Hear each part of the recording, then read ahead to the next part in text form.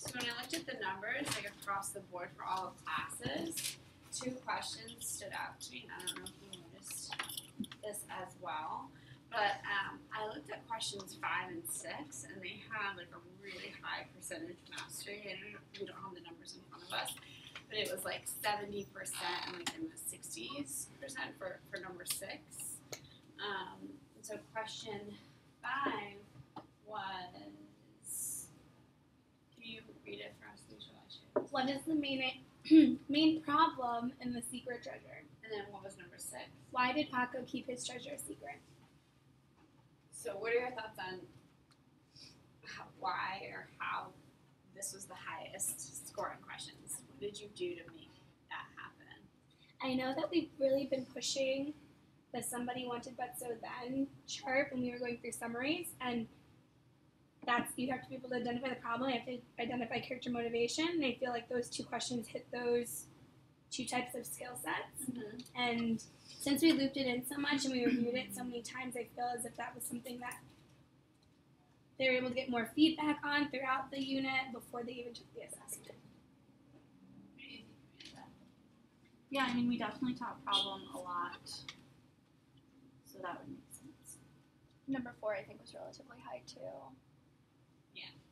Also having to do with problem. What was number 4? How did Paco solve this problem? So it seems like they have that like, almost down, especially when it's asked like in that way.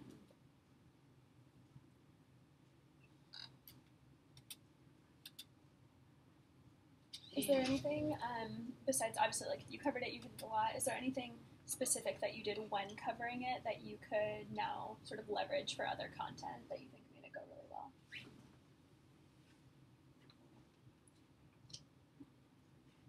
I mean, I don't think we did anything differently when we were teaching problem that we did when we were teaching theme, and they did terribly on the theme question.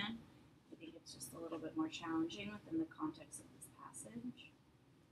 I also think those are definitely more concrete questions, or you can find them in the text versus inferring.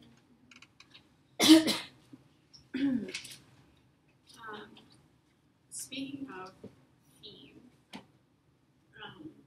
so I just saw a few questions and trying to see if it was all classes struggling with one particular question. Did any particular question stand out to you?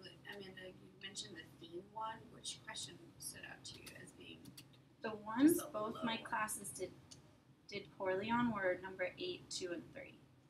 Mhm. So 8 was the written summary. Mm-hmm. No, it wasn't. 8 was Is it? the Paco's caring. Yeah. And then theme, and then writing summary. And I 100% agree, and I know for a fact we only had started hitting on standards that related to number 8 the week of the unit assessment. So they did not practice.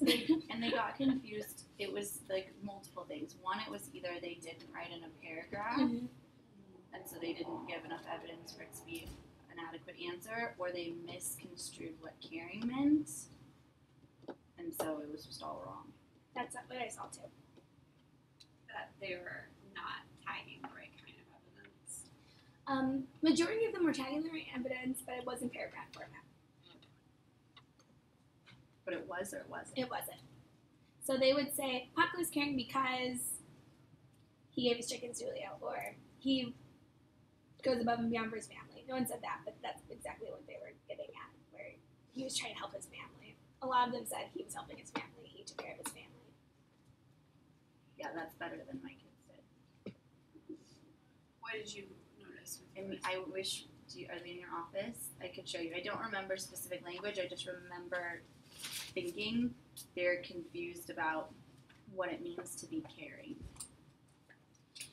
And I haven't taught character traits before this. I don't think, Oh, gotcha. I did, and so they knew what caring was yeah. because we had gone over it. So, for example, here's like one student who scored a 14 out of 15 on the entire assessment. He did the weakest on number 8. He says Paco is caring because in the end of the story, he gave his old cows, pigs, and chickens to their poor farmer Julia. He's right, but he doesn't cite evidence or elaborate on it. So he didn't do race or math, but he answered the question correctly. So what score would he get? I gave him a 2 because he answered the question, but his format was poor. But maybe we need to definitely ignore him on rubric for this sort of thing. Because when I was grading them, I was definitely struggling between 1s and 2s because I could see that they were answering correctly, so they understood the text, they understood the question, but are they giving us that full race paragraph format that we're asking for?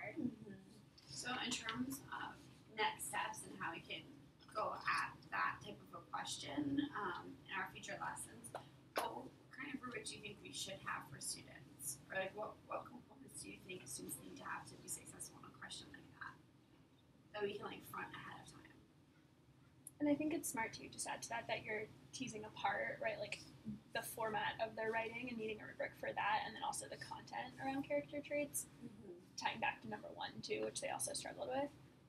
So my question to you, Kara, is like when you talk about that, you mean just for sort of like the format of the writing, right? Not I mean content as well. I mean the content as well. So Okay. like a rubric that would be like specific to that question. So I already going if they're correctly. I mean we'd have to work it out, but like something where it's clear for them that in order to like get a 3, they have to correctly identify the character trait or explain the character trait, and then also like cite text edits. So I'm almost like less concerned with format, but I think like if that ooh, is that got my phone with going on?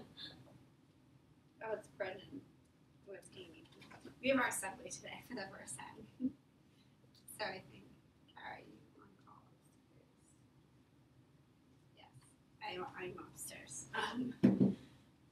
But yeah, I'm more interested in combining it so that there's a clear picture of success for each individual question. So that's something that I would like to work on. I guess before we do that, I kind of want to jump back to the multiple choice question that they have the hardest time on. And I think we can start teasing out the rubric and our next steps for the lesson. So I want to go back to that question 2, which is the following states the lesson of the passage.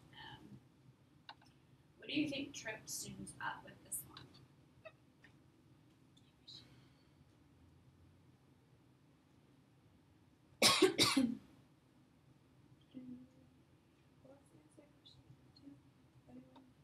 I mean, I think that D.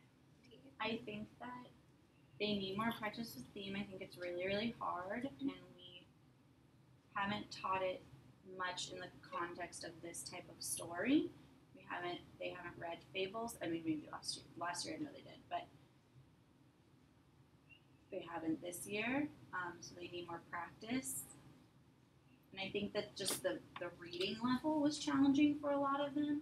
So that's a big thing to process when you're still trying to understand exactly what happened in the story, where they probably were like, well, I know that farmer was poor. I know that he went to the wise man. So it made a little bit of sense to them, and they weren't doing that thinking. I agree. And I think it's important, especially with theme to drill, it has to be, and this is something that is a very difficult abstract concept where a theme should apply to everything. It's not just the story. Like they picked out, like you said, poor farmer. Oh, I remember he was a poor farmer. That must be it. And I was looking at a lot of them picked B2, which is you must travel to get what you need. That is more general, but I think they're just really bogging down or looking at that specific detail that he had to travel up a mountain to go get that treasure. So that's still very specific to the story. Yeah. So what I hear in that and what you guys have said so far is like multiple next steps. Some of them sort of just like instructional practices based, and others content based, right? So like they need to read some fables, just like exposure. But then I also hear like that key point around theme being universal, being one that needs to just get like hammered home. I think Karen and I were talking, like you guys did hit that point a bit, right? A little bit. But it sounds like theme also wasn't like the focus of the unit by any means. I agree. So when I think about next steps, I would think like, going forward and y'all can brainstorm together, but like that will be like the key point that you're gonna want to go after based on those distractors that you identified. As I realized too, like kind of these questions that they did really well at versus the theme questions, they saw these questions almost every single day with every type of story we did. Theme, I feel like they just didn't get enough at-bats. And I remember, Kara, you had mentioned something like that needs to be chunked more. Or then you just see like maybe a small paragraph first and then like a one pager. And then we can bring it into big story. You didn't do that for theme. Well, and that's what I'm a little worried about is because they're seeing lots and lots of small paragraphs, but they're not seeing anything of this size in our lessons. And so they're not getting that practice having to take something really big with a million distractors and finding something really difficult.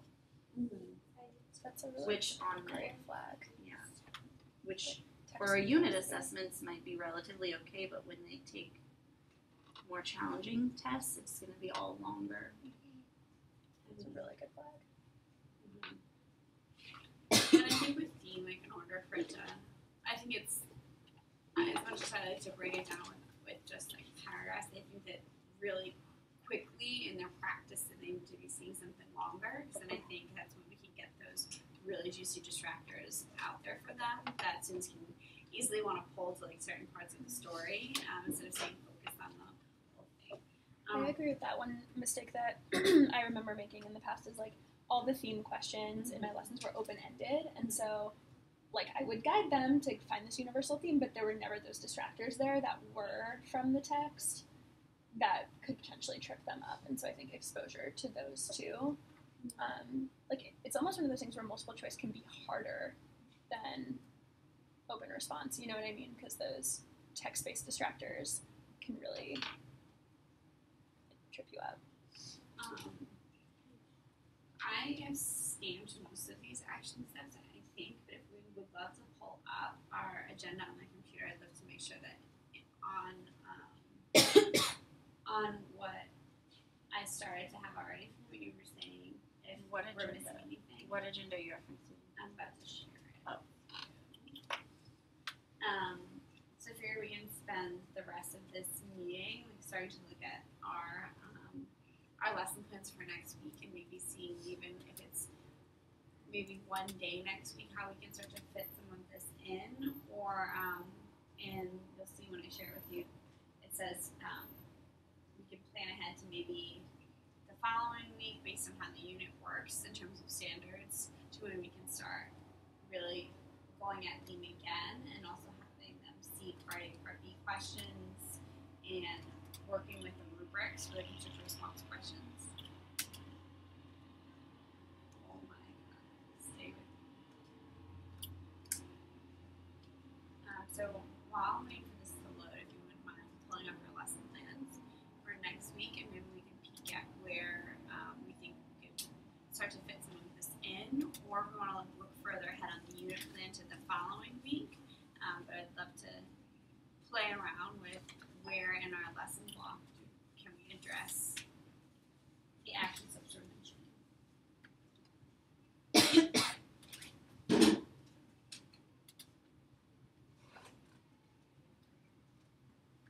Am I supposed to be looking at an agenda? No. Okay. You can pull up your unit plans. Oh, okay. And Well, my lessons are nonfiction. And I'm still drafting my lesson plans, but I have the notes for what we discussed. And it was yesterday, the day before 2 that, days ago. 2 days ago, and like, including the one pagers, definitely including in the multiple choice making like juicy distractors and that, because I do the narrative lesson plans and I've been incorporating. So here's like an example. I've been incorporating multiple choice, but I definitely need to make the passages longer so they're used to seeing a longer passage with questions that are parallel to those lesson questions. Just like you. Yeah, I mean, in terms of nonfiction and how would it be possible for Amanda to kind of address or help, at least in terms of the planning in nonfiction, and even when Misha switches to nonfiction, because we plan on alternating, what's a great way to leverage that to also support the narrative block? Yeah, that's a really good question. I think some of the things that you flagged that are not necessarily content specific, but more like format instructional practices totally apply, right? So like, what is the length of the passages they're reading in nonfiction? Are they up to that bar for what they'll be seeing at the end of the year? I don't have the context, so hypothetical question. Other things that you flagged, like what are the quality of distractors they're being exposed to there, and then for anything that's open-ended, does there need to be a more developed rubric? Yeah, and I made. No, I didn't. In my plans next week, I used the SpongeBob rubric. Okay. And I attached. We could look at the little rubric I made for the exit tickets. I mean, that's totally different than this, but I looked at the article you gave me and I tried to make it and not have it align with that SpongeBob rubric.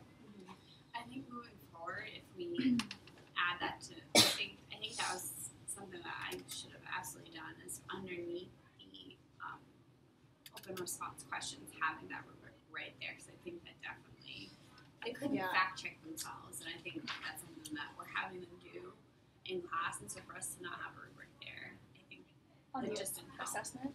And another thing that I think that we need to do better is we didn't actually attach paper. Yeah. Which is so silly.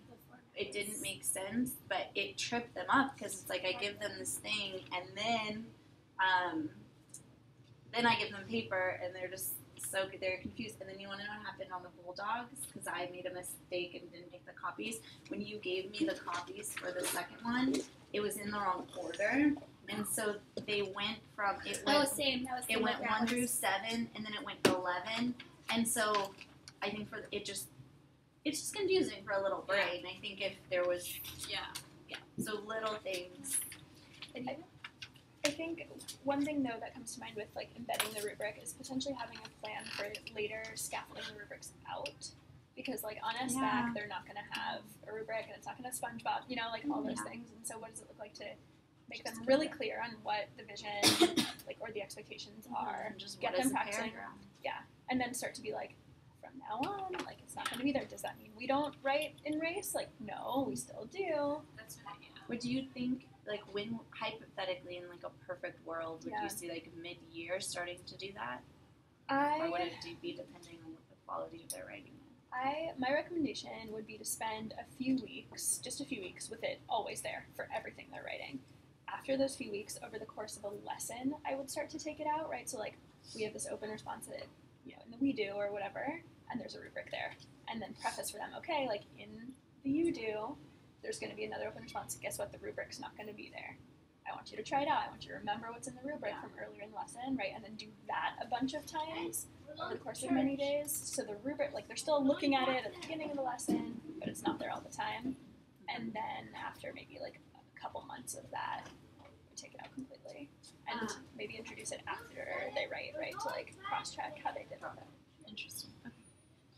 If you pull up, I did share it with you. If we want to go to, I think we captured what we talked about for the action steps for what we need to do. I think now it's just a matter of when we're planning ahead to address these things. So in where this plan in step 4, there is a section for, as you can see, there's the standard and the misunderstanding, key teaching points and objective, and when. It would be nice if before we start putting kids in, we at least think about when we can address this or how soon we should switch. You might have to kind of, as I know you're doing a narrative. We're looking at action steps, right? Well, I think if you think of it, something wasn't captured in the action steps, if you'd like to feel free to add or revise. I don't know if I added something in there about the passages being long enough, so that might be something. And then I think from here we can just start planning ahead for when we could possibly go about hammering the misconceptions with theme. And also with theme, I've been thinking that, they only had open-ended questions in practice. So including in the action steps to have multiple choice questions for theme, so they had distractors. So that is definitely a big thing. Can you add that?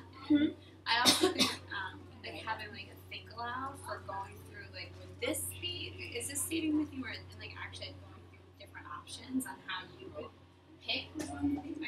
And I think making multiple choice questions where there's only one right answer, but 2 of them could be really good answers, but they don't necessarily make sense. Because what we did yesterday, which was good, was we had some questions where there were 3 right answers, which some tests do require.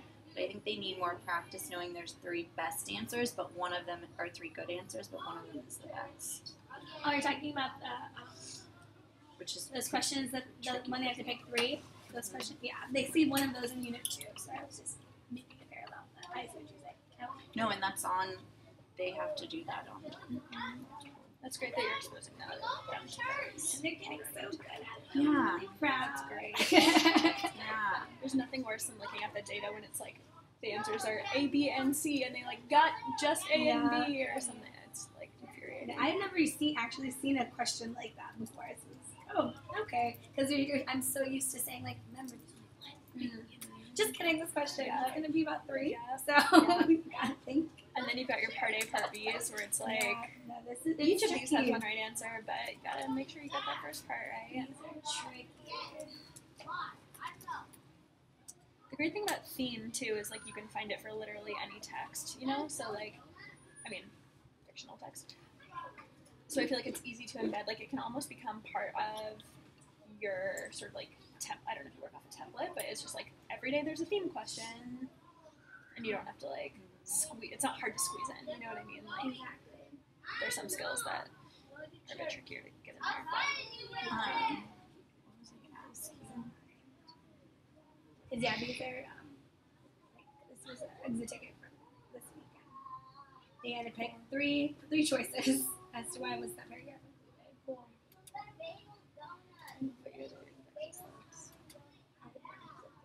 And they're getting, I'm so excited. They're getting point of view. It's hard, but they're getting it. It's awesome. That's just like an example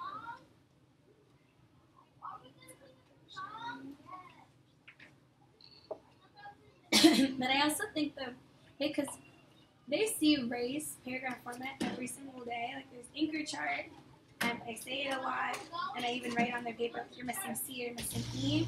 But the rubric, I felt like tripped them up. So I feel like making a more condensed rubric, or like something that My they. kids are super confused. So I wrote in nonfiction. In the lessons next week, there's one day where we're just practicing race with text features because they're just I saw that. they're confused. That's really good. And as the questions get harder, they get more confused. So I want them to practice with like answering a simple question about a map and like literally mistake answer. Da, da, da, da, da. are we out of time here? I'm kind of supposed to be up there, but but they don't have to be. So Misha and Amanda can kind of like keep doing their thing, and I can hold their children back. Oh, that's right. They're up here. Yeah, they're up here. They're in the hall. They're around. Okay, so I guess just to make sure that there's an actual plan for putting these things in place, I think Kara wants to come back to this whole rubric thing with you guys because obviously that's a bit more involved, like actually developing that out. So I think we can leave that one for now. In terms of theme, you've made the note here. Is there anywhere else where you need to note to include that in order for it to start happening? I think with the personality traits, they're inferring about personality traits. They're single and multiple choice, but definitely including the one-pagers. So we're making it And I think a longer passage. I wonder if, I mean, we've been doing a lot of modeling. Good morning, teachers. As a reminder, please make sure your doors are open at 7:45 to let students in so that we can make our way over to been the doing church a right lot at of modeling, 7:55. Again, please make sure your doors are open With at small 7:45. passages Thank and a you. couple You too. sentences, I think especially with things like character traits and things like theme, modeling with an actual book, I think it'll build the investment and it's more complex. So I think we need to do that more. Because they've been reading books, like they have to answer a question Watching about the us books. read it them though. Oh, you want them to watch us read them? Part Or- of it. I'm You know not. what I mean? I'm sure that. And if you're knowing your kids and that's what's better for your kids, I would totally do that. But they don't seem to. My kids don't. They want to read it by themselves and then do it by themselves. How has the structure of the lesson been in terms of in terms of like texts that are being read? Is it one text through like the I do, you do, and then a different text for the you do? For Or is it narrative, one text throughout? For narrative, I've kind of gone this format where in the beginning of the week they usually do like at-bats with like a smaller paragraph, but then we go and like the next day we go through that same skill but with a book. And they read that whole book during the guided practice and then another practice. And I use the passages we read the last day or the book we read the last day for the modeling. So we're modeling with something that they've seen before, and then we're doing guided practice and independent practice with a new text. Okay. So you can, with that format, model finding theme from the text from the previous days at the beginning, and then they can do it with the text on that day? Yeah. Right? Mm-hmm. That works. Cool. Is there anywhere, like, I don't know, in your lesson plans or unit plans where you need to make a note of that? Or will you just remember? I'm the kind of person, like, I have to write everything down, so if I don't, like, documents like this disappear off into the ether from me. So if there's somewhere, I don't know. I wrote them down on the unit. Okay. On the cover page. So Is I that will what you'll just make refer sure. to in your Mhm. Perfect. Then you're good. And I'll make sure. For theme, one way that I teach it, that I've taught in the past for it to be like catchy, is that I kind of went on this whole long thing that's like a message in a bottle, and that every story has this, but you have to like do the work to like uncork it. That it's not just like surface level on what you see. And it's like you're finding this like message in a bottle that was like sent for you, like by the author. That it's like universal, like work for like your life. It's like it's like enlightening, you know, and a fun thing to discover. And so that's why I've tried to like play it like that. And then I also may or may not play the message in a bottle song. So fun. They're like, what is this? From what? From the police message. Oh, I was reading about Christina Aguilera. And then It's like an appropriate song. And then I've done like the key and having like a poster of a key. Cause I think for students to get to the theme, it has to be tied to the character actions. Like that's whatever lesson the character is learning is most likely indicative of like a bigger message of the author. Yeah. What are your key points for a theme? It's something like that. It's a theme. We said that, and then this is our steps. What was the problem? What was the main character? How does the main character solve it? How did the main character learn the story? And then I have on my poster too, like types of big ideas. But that's something that they just have to have drilled. Because even if it's up there, they're like, oh. And I tell them it has to be something like never give up, or reading is important, or really fun, big ideas.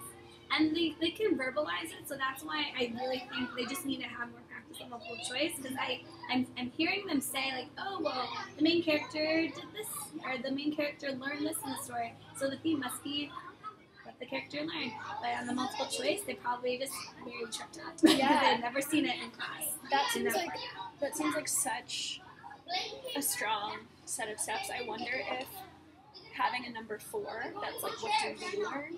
Ooh. Based on like the character learns might be that step that like makes it more universal. It makes it them be able to transfer it so that it can happen anytime. Yeah. Can I ask a non-fiction question? Yeah. Unless you were going to keep going. Is there any plan or is there any possibility of making tests that align with that? Yeah, I mean, I think in a dream world we would be like doing all the things we're doing for narrative for nonfiction too. You know, like developing really well fleshed out like visions of excellence and all that stuff. I know the humanities team is working right now on creating the assessments for narrative. So that school leaders For narrative? for narrative. So Oh, that I school thought leaders those were done. No. School leaders have been individually making those. So, I don't want to put words into Kara's mouth, but once the narrative ones are made for them, I imagine she would have a little bit of time to spend making nonfiction ones. Have you guys made any assessments for nonfiction? No, and I changed the unit plan a little bit. As you should. I didn't change any of the standards or anything, I just changed the objectives. Yeah. But Yeah, I mean, I think too, Illuminate's at your disposal. Like, I know you don't have a ton of time to do that, but I would partner with Kara, see what kind of capacity she has, and in the next few weeks, and I'm not sure what their timeline is, like, the narrative ones will start to be taken off their plate, so. Because for the most part, narrative, that's what they're mirroring our aspect, correct? That's what. nonfiction. Yeah, I'm sorry, nonfiction. I mean, That's what we're trying to do, Jennifer. Yeah, I mean, a Illuminate's a limited resource. It's just writing. I mean, the difference is just writing. If it goes multiple choice, there aren't as many multiple choice. They have to do a lot more synthesizing when given a bunch of information on this. And we were talking about doing a performance task. Ooh, that would be so good. Can I send your I just boo-boos really in want to here? make my wall, and I don't want to include the nonfiction. Don't. That's all. That's fine. That's Get all. your people from up right now. My whole motivation. Yeah, I think I'm gonna do that.